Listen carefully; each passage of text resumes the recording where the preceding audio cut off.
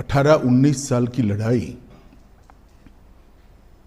देश का इतना बड़ा नेता एक शब्द बोले बगैर सभी दुखों को भगवान शंकर के विषपान की तरह गले में उतारकर सहन कर कर लड़ता रहा। और आज जब अंत में सत्य सोने की तरह बारा है, चमकता हुआ बारा है, तो आनंद ही होगा। 2002 के गुजरात दंगों में शुक्रवार को सुप्रीम कोर्ट का फैसला आने के बाद गृह मंत्री अमित शाह ने कहा कि प्रधानमंत्री नरेंद्र मोदी पिछले 18 साल से विषमान करते रहे। न्यूज एजेंसी ANI को दिए गए इंटरव्यू में शाह ने कहा कि मैंने मोदी जी को नजदीक से इस दर्द को झेलते हुए देखा है। क्योंकि न्यायिक प्रक्रियाएं चल रही थी तो सब कुछ सत्य होने के बावजूद भी हम कुछ नहीं कर सके। शाह ने कहा कि मोदी और भाजपा के खिलाफ करीब 2 दशक से दुष्प्रचार चल रहा है। उन्होंने कहा कि सुप्रीम कोर्ट ने सभी आरोपों को खारिज किया है। आप कह सकते हैं कि सुप्रीम कोर्ट के फैसले ने ये सिद्ध कर दिया है कि सभी आरोप राजनीतिक रूप से प्रेरित थे। शाह ने कहा कि जिन लोगों ने मोदी जी पर आरोप लगाए थे, अगर उनकी अंतरात्मा है तो उन्हें मोदी जी और भाजपा नेताओं से माफी मांगनी चाहिए। उन्होंने कहा कि 18-19 साल की लड़ाई, देश का इतना बड़ा नेता एक शब्द बोले बगैर सभी दुखों को भगवान शंकर के विषमान की तरह गले में उतार कर सहन कर लड़ता रहा।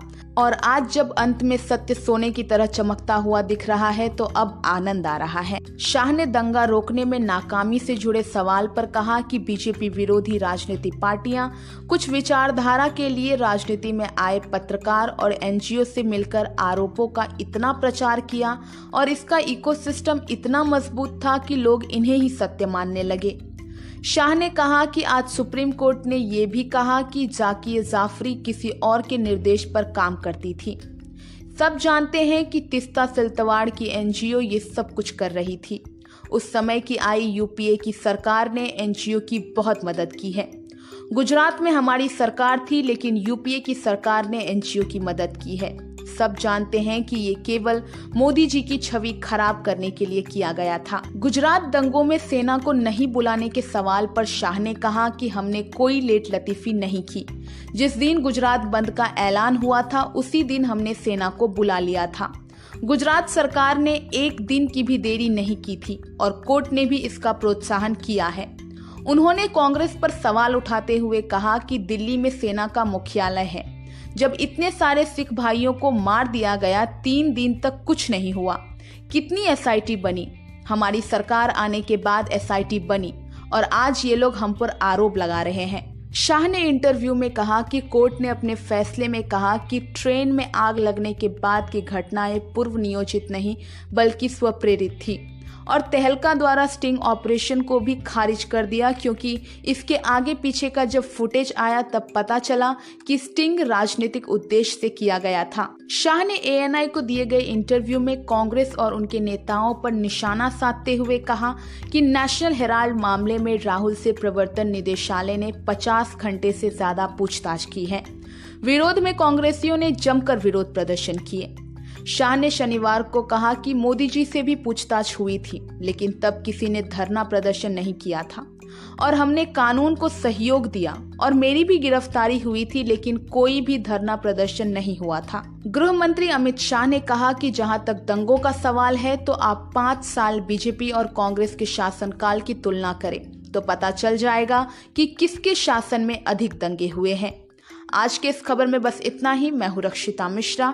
इस खबर पर आपकी क्या प्रतिक्रियाएं हमें कमेंट करके बताइए और देश और दुनिया की जरूरी खबरें देखने और सुनने के लिए वेकअप इंडिया को सब्सक्राइब कीजिए और बेल आइकन को दबाइए। वीडियो देखने के लिए शुक्रिया।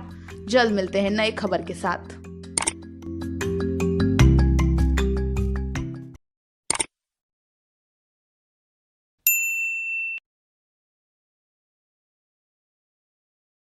आज जब सुप्रीम कोर्ट ने क्लीन चिट दे दिया मोदी जी को और बाकी आरोपियों को, आपको कैसे महसूस हो रहा है? आप उस वक्त एक MLA थे। देखिए, सबसे पहले क्लीन चिट नहीं है, मैं इसके बारे में बाद में बात करूंगा। सुप्रीम कोर्ट ने पूरे आरोपों को खारिज किया है और आरोप क्यों घड़े गए इसके बारे में भी सुप्रीम कोर्ट ने कहा है।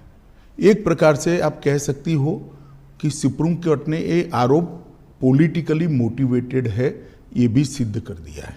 सुप्रीम कोर्ट के जजमेंट ने सिद्ध किया है। जहां तक कैसा लगा का सवाल है, 18-19 साल की लड़ाई, देश का इतना बड़ा नेता एक शब्द बोले बगैर सभी दुखों को भगवान शंकर के विषपान की तरह गले में उतारकर सहन कर कर लड़ता रहा, और आज जब अंत में सत्य सोने की तरह बारा है, चमकता हुआ बारा है, तो आनंद ही होगा।